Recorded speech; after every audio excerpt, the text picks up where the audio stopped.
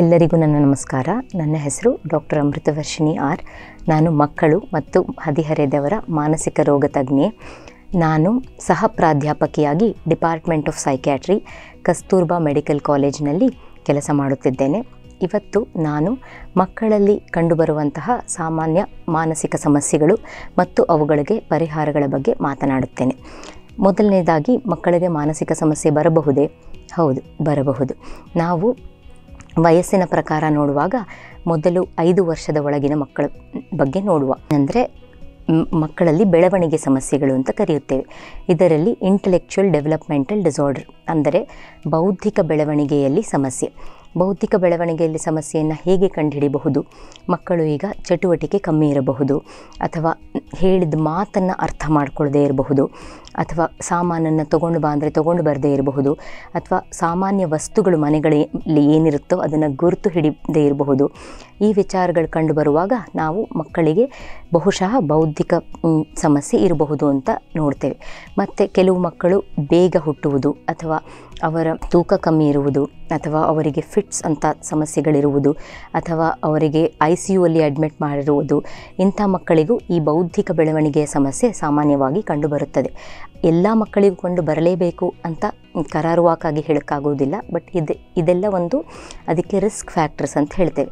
ಬೌದ್ಧಿಕ ಬೆಳವಣಿಗೆಗೆ ಒಂದು ರಿಸ್ಕ್ ಆಗ್ತದೆ ಈ ಥರ ಎಲ್ಲ ಸಮಸ್ಯೆಗಳಿರುವಾಗ.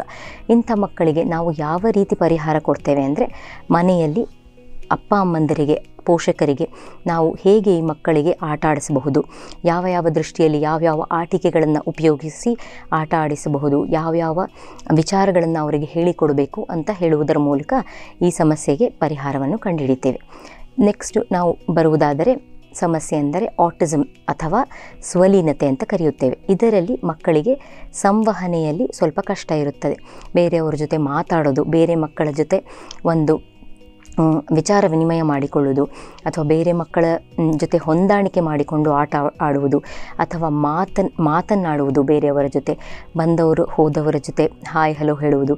ಇಂಥ ಸಂದರ್ಭಗಳಲ್ಲಿ ಅವರು ಯಾವ ಪ್ರತಿಕ್ರಿಯೆಯನ್ನು ತೋರಿಸುವುದಿಲ್ಲ. ಮತ್ತು ಎರಡನೇ ಭಾಗ ಅಂದರೆ ಅವರು ಮಾಡಿದ್ದನ್ನೇ ಪದೇ ಪದೇ ಮಾಡುತ್ತಿರುತ್ತಾರೆ.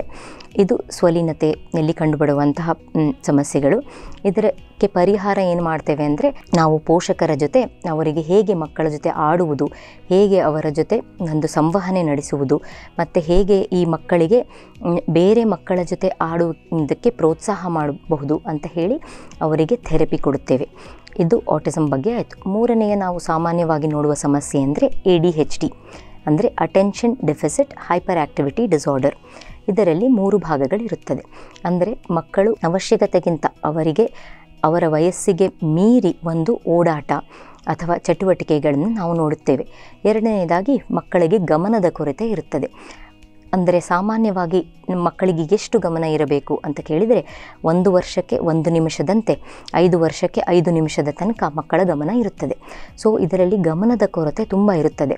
ಸೊ ಅವರು 5 ವರ್ಷದ ಒಳಪಟ್ಟಿನ ಮಕ್ಕಳಲ್ಲಿ ನಾವು ಸಾಮಾನ್ಯವಾಗಿ ಅವರು ಬೇಗ ಗಾಯ ಮಾಡಿಕೊಳ್ಳುವುದು, ಅತ್ತಲಿತ್ತಲು ಓಡಾಡುವುದು, ಇವಾಗ ಎಲ್ಲರೂ ಫಂಕ್ಷನ್ಗೆ ಅಥವಾ ಮಾಲಿಗೆ ಕರ್ಕೊಂಡು ಹೋದರೆ ಸಾಮಾನುಗಳನ್ನು ಎಳೆಯುವುದು, ಇದನ್ನು ಜಾಸ್ತಿ ನೋಡ್ತೇವೆ.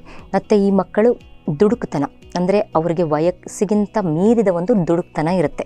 ಅಂದರೆ ಏನಾರು ತೊಗೊಳ್ಬೇಡ ಅಂದರೆ ಅದನ್ನೇ ತೊಗೊಳ್ಬೇಕು, ಈ ಪಟ್ಟ ಎಳೆಯುವುದು ಸಾಮಾನುಗಳನ್ನು, ಅಥವಾ ಸಾಮಾನುಗಳನ್ನು ಅದಲು ಬದಲು ಮಾಡೋದು, ಇಂಥ ಸಮಸ್ಯೆಗಳನ್ನು ನಾವು ನೋಡ್ತೇವೆ. ADHD ಎನ್ನುವುದು ಈ ವಯಸ್ಸಿನಲ್ಲಿ ಶುರುವಾದರೂ ಕೂಡ ಇದು ಶಾಲೆಗೆ ಹೋಗುವ ಮಕ್ಕಳಲ್ಲಿ ಮತ್ತು ಹದಿಹರೆಯದವರಲ್ಲಿ ಕೂಡ ನಾವು ನೋಡ್ತೇವೆ. ಇದಲ್ಲದೆ ನೆಕ್ಸ್ಟ್ ಮುಂದಿನ ಏಜ್ ಗ್ರೂಪ್ ಅಂದರೆ ವಯೋಮಿತಿಯಲ್ಲಿ ನಾವು ಬರುವಾಗ, ಶಾಲೆಗೆ ಹೋಗುವ ಮಕ್ಕಳಲ್ಲಿ ಸಾಮಾನ್ಯವಾಗಿ ಕಾಣುವ ಸಮಸ್ಯೆಗಳು. ಇದರಲ್ಲಿ ಮೊದಲನೇದಾಗಿ ಆಂಗ್ಸೈಟಿ ಡಿಸಾರ್ಡರ್ಸ್ ಅಂದರೆ ಹೆಚ್ಚಾಗಿ ಗಾಬರಿಗೊಳ್ಳುವುದು, ಸಣ್ಣ ಸಣ್ಣ ವಿಚಾರಗಳಿಗೆ ಚಿಂತೆ ಮಾಡುವುದು, ತುಂಬ ಚಿಂತೆ ಮಾಡ್ತಾರೆ ಮಕ್ಕಳು. ಇವಾಗ ಉದಾಹರಣೆಗೆ ನಾಳೆ ಹೋಮ್ವರ್ಕ್ ಇದೆ, ಅಥವಾ ಎಲ್ಲರೂ ಹೋಗಬೇಕು, ಇಂಥ ವಿಚಾರಗಳಿಗೆಲ್ಲ ತುಂಬ ಚಿಂತೆ ಮಾಡಿ ಅವ್ರಿಗೆ ತುಂಬ ಉಸಿರಾಟದ ಸಮಸ್ಯೆ ಆಗಬಹುದು, ಅಥವಾ ಕೈಕಾಲು ನಡುಗುವುದು ಆಗಬಹುದು, ಅಥವಾ ಈ ಮಕ್ಕಳು ಪದೇ ಪದೇ ತಲೆನೋವು ಅಂತ ಅಥವಾ ಕೈಕಾಲು ನೋವು ಈ ಥರ ಸಮಸ್ಯೆಗಳಿಂದ ಮಕ್ಕಳು ಪೋಷಕರಿಗೆ ತಿಳಿಸ್ತಾ ಇರಬಹುದು. ಆವಾಗ ಇದರಿಂದ ಏನಾಗ್ತದೆ ಅಂತ ಹೇಳಿದ್ರೆ, ಮಕ್ಕಳು ಓದುವಾಗ ಓದಿನ ಕಡೆ ಗಮನ ಇರುವುದಿಲ್ಲ, ಆಟ ಆಡುವಾಗ ಆಟ ಆಡುವುದರ ಬಗ್ಗೆ ಗಮನ ಇರುವುದಿಲ್ಲ. ಹೀಗೆ ಬೇರೆ ಬೇರೆ ವಿಚಾರಗಳಲ್ಲಿ ಅವರ ಗಮನ ಕಮ್ಮಿ ಆಗ್ತಾ ಹೋಗ್ತದೆ ಹಾಗೂ ಇದರಿಂದ ಅವರ ಶಾಲೆಯ ಮೇಲೆ, ಅವರ ಬೇರೆ ಒಂದು ಸಂಬಂಧಗಳ ಮೇಲೆ ತುಂಬ ಪರಿಣಾಮ ಬೀಳ್ತದೆ. ಆದ್ದರಿಂದ ಈ ಆಂಗ್ಸೈಟಿ ಡಿಸಾರ್ಡರ್ಸ್ನ ಅಥವಾ ಈ ಚಿಂತೆ ಮಾಡುವ ಒಂದು ಹೆಚ್ಚು ಚಿಂತೆ ಮಾಡುವ ಪ್ರಕ್ರಿಯೆಯನ್ನು ಮಕ್ಕಳಲ್ಲಿ ಗುರುತಿಡಬೇಕಾಗ್ತದೆ. ಅದರಲ್ಲಿ ಕೆಲವುದು ಸೋಷಿಯಲ್ ಆಂಗ್ಸೈಟಿ ಡಿಸಾರ್ಡರ್, ಅಂದರೆ ಈ ಮಕ್ಕಳು ಜನಗಳ ಕಂಡ್ರೆ ತುಂಬ ಹೆದರ್ತಾರೆ.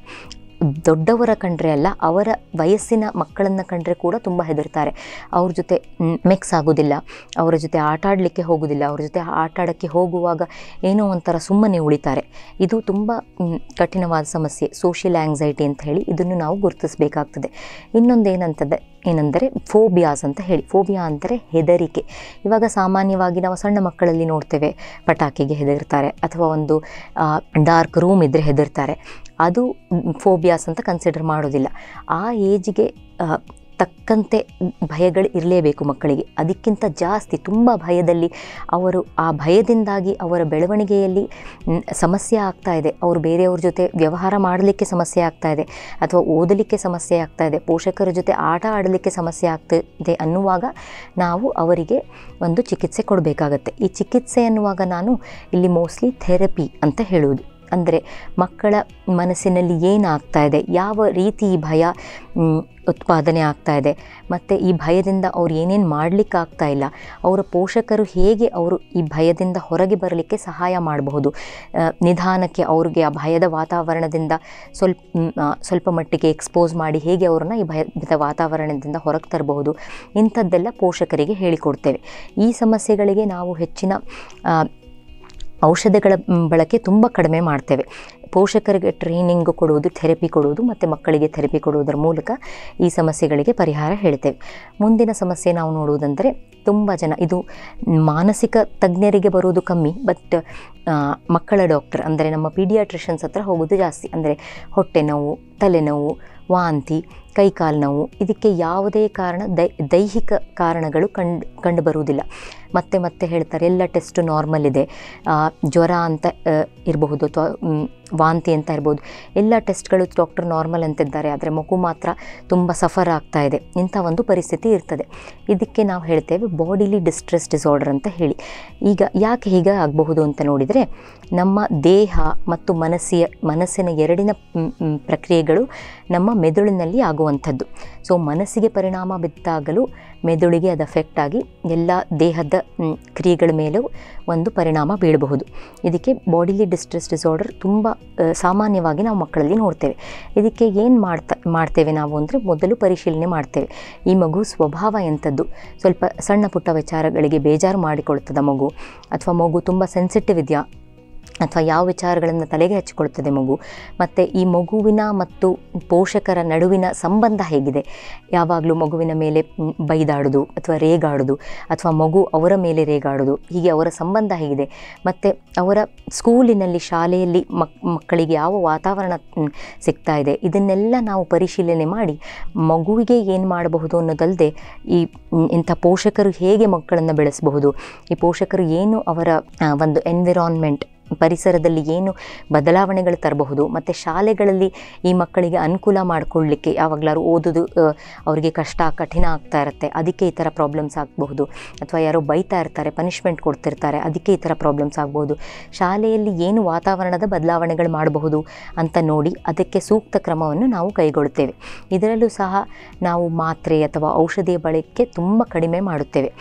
ಸೊ ಇದು ಸೊಮ್ಯಾಟೋಫಾರ್ಮ್ ಡಿಸಾರ್ಡರ್ಸ್ ಅಥವಾ ಹಿಂದೆ ಕರೆಯೋದು, ಈಗ ಅದಕ್ಕೆ ಬಾಡಿಲಿ ಡಿಸ್ಟ್ರೆಸ್ ಡಿಸಾರ್ಡರ್ ಅಂತ ಕರಿತೇವೆ.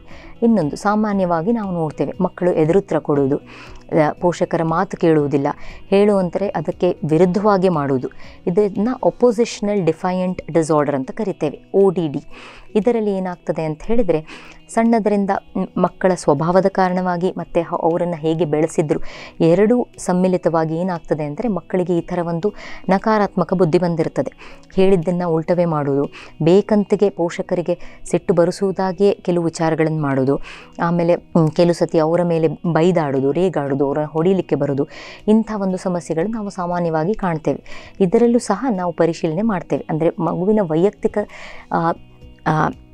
ಏನೇನು ಅವರ ಸ್ವಭಾವಗಳು ಹೇಗೆ, ಅವರಿಗೆ ಏನು ಶಕ್ತಿಗಳಿದೆ, ಅವರಿಗೆ ಏನು ಲಿಮಿಟೇಷನ್ಸ್ ಇದೆ, ಇದನ್ನು ನೋಡಿ ಮತ್ತು ಪೋಷಕರು ಅವರನ್ನು ಹೇಗೆ ತಯಾರು ಮಾಡಿದ್ದಾರೆ, ಅವರ ಸಂಬಂಧ ಹೇಗಿದೆ, ಮಕ್ಕಳ ಮತ್ತು ಪೋಷಕರ ಸಂಬಂಧ ಹೇಗಿದೆ, ಹೀಗೆ ನೋಡಿ ಇಬ್ಬರಿಗೂ ಥೆರಪಿ ಮಾಡ್ತೇವೆ, ಮಕ್ಕಳಿಗೆ ಕೂಡ ಪೋಷಕರಿಗೆ ಕೂಡ. ಇದರಲ್ಲಿ ಪೇರೆಂಟ್ ಮ್ಯಾನೇಜ್ಮೆಂಟ್ ಟ್ರೈನಿಂಗ್ ಅಂತ ಕರಿತೇವೆ. ಅಂದರೆ ಪೋಷಕರಿಗೆ ಹೇಳಿಕೊಡಲಾಗುತ್ತದೆ ಈ ಮಗುವಿನ ಸ್ವಭಾವಕ್ಕೆ ಅನುಗುಣವಾಗಿ ಮಗುವಿನ ಶಕ್ತಿಗಳು ಮತ್ತು ದೌರ್ಬಲ್ಯಗಳನ್ನು ನೋಡಿಕೊಂಡು ನೀವು ಹೇಗೆ ಅವರ ಜೊತೆ ವ್ಯವಹಾರ ಮಾಡಬಹುದು ಅಂತ ಹೇಳಿಕೊಡ್ತೇವೆ ಪೇರೆಂಟ್ ಮ್ಯಾನೇಜ್ಮೆಂಟ್ ಟ್ರೈನಿಂಗ್ನಲ್ಲಿ. ಮುಂದೆ ಇನ್ನೊಂದು ನಾವು ಸಾಮಾನ್ಯವಾಗಿ ಕಾಣುವಂಥ ಸಮಸ್ಯೆ ಅಂದರೆ ಕಂಡಕ್ಟ್ ಡಿಸಾರ್ಡರ್ ಅಂತ ಹೇಳಿ. ಇದರಲ್ಲಿ ಮಕ್ಕಳು ಉಲ್ಟಾ ಮಾತಾಡೋದು, ಕೋಪಗೊಳ್ಳೋದು, ಪೋಷಕರ ಜೊತೆ ಜಗಳ ಮಾಡೋದಲ್ಲದೆ ಕೆಲವುದು ಕಳ್ಳತನ ಮಾಡುವುದು, ಸುಳ್ಳು ಹೇಳುವುದು, ಅಥವಾ ಬೇರೆ ಮಕ್ಕಳಿಗೆ ಹಾನಿ ಮಾಡೋದು, ಬೇರೆ ದೊಡ್ಡವರಿಗೆ ಕೂಡ ಹಾನಿ ಮಾಡೋದು, ಇಂಥ ಒಂದು ಸಮಸ್ಯೆಗಳನ್ನು ನೋಡ್ತೇವೆ. ಹೀಗೆ ನಾವು ನೋಡೋದಾದರೆ ನಾನು ಬರೀ ಮಕ್ಕಳ ಅಂದರೆ 12 ವರ್ಷ ಕೆಳಪಟ್ಟಿನ ಮಕ್ಕಳದಲ್ಲಿ ಏನೇನು ಸಾಮಾನ್ಯವಾಗಿ ಕಂಡುಬರುವ ಸಮಸ್ಯೆಗಳ ಬಗ್ಗೆ ಮಾತನಾಡಿದ್ದೇನೆ. ಮೊದಲು ನಾನು ಮಾತನಾಡಿದ್ದು ಬೆಳವಣಿಗೆ ಸಮಸ್ಯೆಗಳ ಬಗ್ಗೆ. ಅಂದರೆ IDD ಇಂಟೆಲೆಕ್ಚುಯಲ್ ಡೆವಲಪ್ಮೆಂಟಲ್ ಡಿಸಾರ್ಡರ್, ಬೌದ್ಧಿಕ ಬೆಳವಣಿಗೆಯ ಸಮಸ್ಯೆ. ಎರಡನೇದು ಸ್ವಲೀನತೆ, ಆಟಿಸಮ್. ಇದರಲ್ಲಿ ಸಾಮಾನ್ಯವಾಗಿ ನಾವು ಕಾಣೋದು ಸಂವಹನ ಶಕ್ತಿ ಕಮ್ಮಿ ಆಗಿರುವುದು. ಮೂರನೆಯದು ADHD attention deficit hyperactivity disorder, ಅಂದರೆ ಒಂದು ಕಡೆ ಕೂರದೇ ಇರೋದು, ತುಂಬ ಓಡಾಟ, ಚಟುವಟಿಕೆ ಹೆಚ್ಚಿರುವುದು. ಮತ್ತು ಆಂಗ್ಸೈಟಿ ಡಿಸಾರ್ಡರ್ ಅಂದರೆ ಭಯದ ಸಮಸ್ಯೆ ಅಥವಾ ಉದ್ವೇಗದ ಸಮಸ್ಯೆ. ಮತ್ತು ನಾವು ನೋಡಿದ್ದು ODD-CD oppositional defined disorder, conduct disorder, ವಾಪಸ್ ಮಾತಾಡುವುದು, ಜಗಳ ಮಾಡುವುದು, ಇನ್ನೊಬ್ಬರ ಪರಿಮಿತಿಯನ್ನು ಮೀರಿ ಅವ್ರಿಗೆ ಒಂದು ಕಷ್ಟ ಕೊಡುವುದು, ಇಂಥ ಸಮಸ್ಯೆಗಳು. ಇದನ್ನೆಲ್ಲ ನಾವು ಮಕ್ಕಳಲ್ಲಿ ಸಾಮಾನ್ಯವಾಗಿ ನೋಡುತ್ತೇವೆ. ಕೊನೆಯದಾಗಿ ನಾನು ಮಾತಾಡಿದ್ದು ಬಾಡಿಲಿ ಡಿಸ್ಟ್ರೆಸ್ ಡಿಸಾರ್ಡರ್. ಇದರಲ್ಲಿ ಮಕ್ಕಳು ಹೊಟ್ಟೆ ನೋವು, ತಲೆನೋವು, ಇದಕ್ಕೆ ಯಾವುದು ದೈಹಿಕ ಕಾರಣ ಇರುವುದಿಲ್ಲ. ಸೊ ಈ ಥರ ಬೇರೆ ಬೇರೆ ಸಮಸ್ಯೆಗಳು ಮಕ್ಕಳಲ್ಲಿ ಕಂಡುಬರಬಹುದು, ಮಾನಸಿಕ ಸಮಸ್ಯೆಗಳು. ಪೋಷಕರು ಎಷ್ಟು ಬೇಗ ಮಕ್ಕಳನ್ನು ವೈದ್ಯರ ಗಮನಕ್ಕೆ ಕರೆದುಕೊಂಡು ಬರ್ತಾರೋ, ಚೈಲ್ಡ್ ಆ್ಯಂಡ್ ಅಡಾಲಸೆಂಟ್ ಸೈಕ್ಯಾಟ್ರಿಸ್ಟ್ ಗಮನಕ್ಕೆ ಕರೆದುಕೊಂಡು ಬರ್ತಾರೋ ಅಷ್ಟು ಅವರಿಗೆ ಬೇಗ ಚಿಕಿತ್ಸೆ ಸಿಗುತ್ತದೆ. ಧನ್ಯವಾದಗಳು.